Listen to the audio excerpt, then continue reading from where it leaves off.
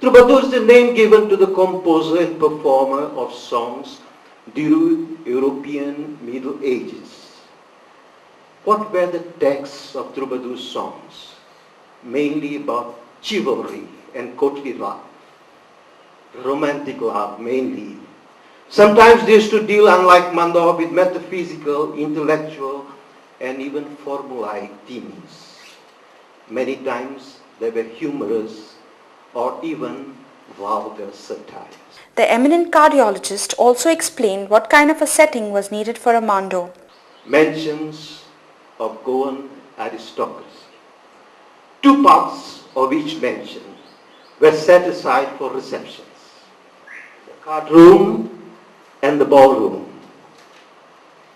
The ballroom was full of chandeliers, full of light, where all the people were talking, gossiping, chit-chatting, and having a wonderful time.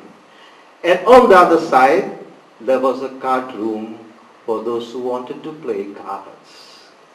Weddings were the highest moments in the history of these halls. Receptions often took place in the evenings. The starting point was the resounding thump on the gumot. It is said, especially when men like Arnaldo was there, he would stand on the corridor, a passage that connected the card room with the ballroom, and just give a strong thump on the gumot, a signal to the card players, drop your cards and run to the hall. And everyone would run there because the mando dancing would start. He gave a few details about the mando and dulpod. Initially, the mando and dulpods were totally separate affairs because the dulpods represent more a folk type of singing which goes at a very rapid pace. Even the words, lyrics are about a totally different thing. So we start with the mando proper, which is a slow verse or verse and with love, tragedy and events. Then it quickens a bit before the dulpods to the part that is called the mando dulpod, which facilitates from the transition from the slow mando rhythm to the quicker one of the dulpod. At the end, the dulpod is sung with quick rhythm, typically descriptive of everyday Goan life. He also mentioned the beats in the mando.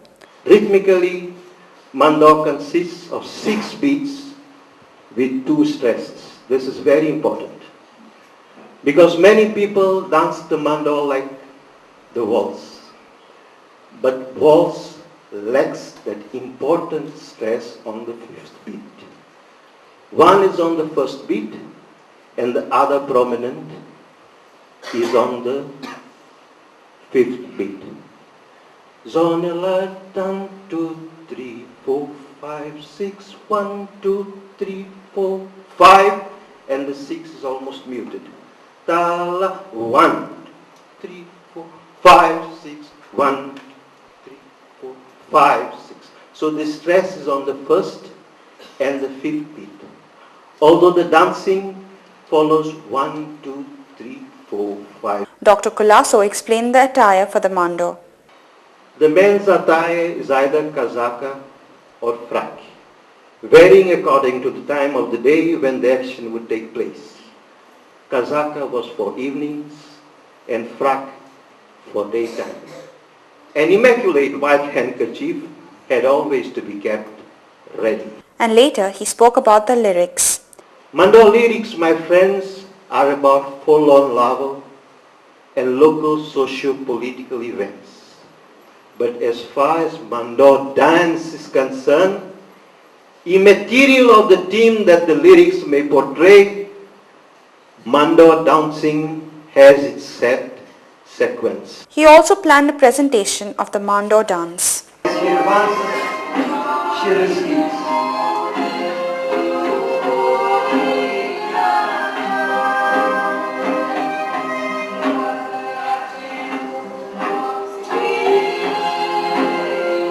arranged with all the smiles. How he's provoking his lady. Serious to the city. Tell me he's shy. As Carmelius retreats, tell the guys to advance.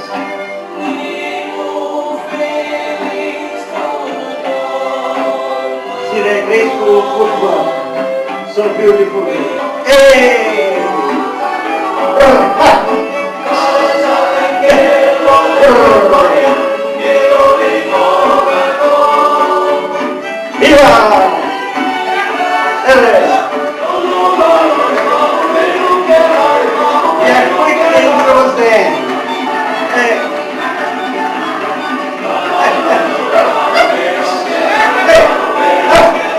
The talk was followed by music by friends of Alexis.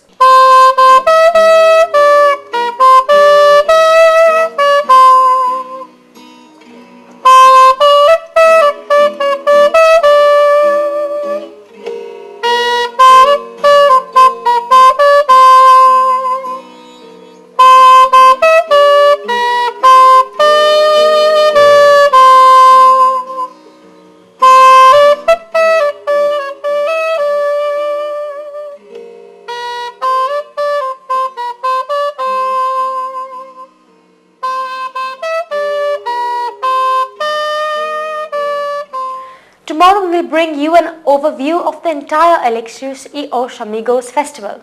That's all we have for you today. Before we end, here's a reminder of the headlines. Famed public prosecutor of Bombay blast case Ujjwal Nikam stresses the need for investigation training for police officers. Health Advisory Council shoots down demand for more medical colleges in Goa. Dr. Francisco Colasso presents history of Goan Mando at Alexios y Os Amigos. We'll be back tomorrow with more news and analysis for you. Until then, it's goodbye and good night.